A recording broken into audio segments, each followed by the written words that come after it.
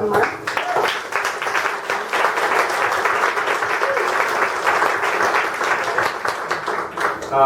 Thank you very much, and I'm just overwhelmed with the number of people that came out today. It's a really important step in a very important dialogue that we should be having, and this is overwhelming. The space is usually used for as a research center, as part of the information that we're trying to collect around drug use and harm reduction. We have a large cohort study that runs out of here in the afternoons. We've enrolled about 600 people so far. We aim to enroll 1,200 people with drug use from the Ottawa area. So this is an active research center when we're not here together this morning. So and Sean has his office here for Duo, which is a very powerful voice for drug users in Ottawa.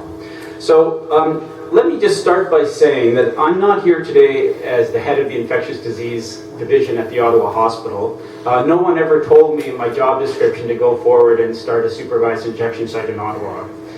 I'm here because I've seen too many overdose deaths, I've seen too many needless HIV infections, I've seen too much violence and too much suffering, and I feel it's my professional obligation to speak out about this issue.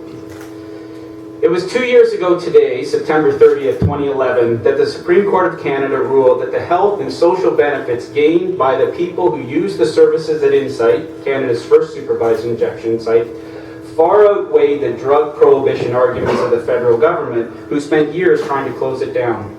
By the time the case was heard by the Supreme Court, almost 8 years after Insight was opened, over 12,000 different individuals had used Insight, and the benefits were impressive. People who regularly used Insight were using less drugs. They were entering detox and other drug treatment for the very first time. They were accessing primary care and reducing their visits to hospitals. People liked it. People felt supported, and people felt safe. Maybe for the first time in their whole lives. During the same time period, there were dramatic decreases in both HIV infections and fatal overdoses in the neighbourhood, at least some of which could be attributed to Insight. Further, there was no increase in crime, there was far less public injecting, and fewer discarded needles on the streets. The police chief, the mayor, the provincial government, and local businesses all came out publicly to support Insight. How could they not? Perhaps even more importantly, the court made it clear that drug addiction and the devastating health and social consequences could not be fixed by the criminal justice system. Like other health issues, people with addictions are entitled to prevention, treatment, and health services.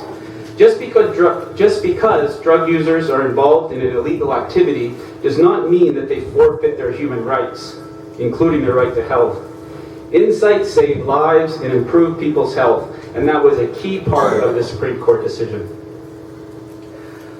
For those of us who are pushing for a site in Ottawa, it should be crystal clear that we are ultimately working for exactly the same thing as those who would oppose it.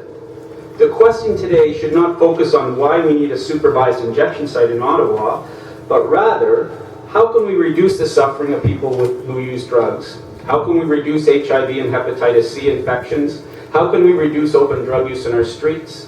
How can we reduce drug-related crime and violence? How can we reduce overdose deaths? And ultimately, how can we help people get off drugs? We need a plan, and we need it now. It is unacceptable to just say no to an intervention that is proven to make a difference, namely a supervised injection site, without any alternative ideas. I want people to understand that a supervised injection site provides a critical lifeline to people who inject drugs.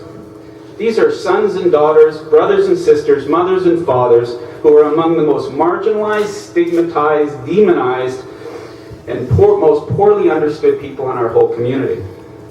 Most have tried to quit drugs, most have tried addiction treatment, and most have spent a lot of time in jail. It just hasn't worked out for them. It is time to try something entirely new, and that's why we're here today. To those who are opposed to this or unsure about the merits of opening a supervised injection site in Ottawa, I can assure you that if I thought for 1 minute that opening a supervised injection site would lead to more drug use, less motivation for people to enter drug treatment, more crime, more drug dealing, more discarded needles, then clearly I would not be here today. In over 90 such facilities around the world, this has not been the case. The whole concept of a supervised injection site is to address these very concerns. Well before the Supreme Court decision of 2011, many experienced healthcare workers, along with people from a range of diverse backgrounds, were advocating for a supervised injection site in Ottawa as part of a general call to expand harm reduction services in the city.